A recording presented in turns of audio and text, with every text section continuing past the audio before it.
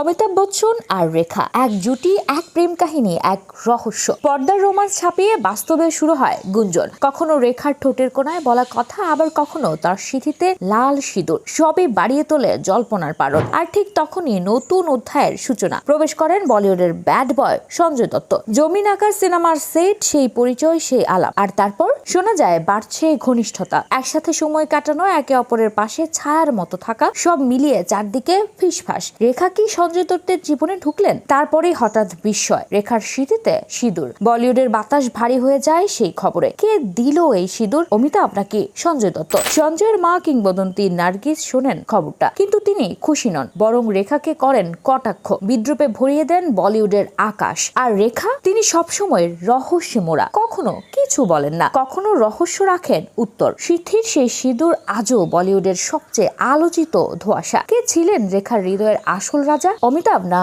সঞ্জয় দত্ত? উত্তর রেখাই জানেন। আর সেই গল্প এখনো সিনেমা থেকেও বড় একটা রহস্য।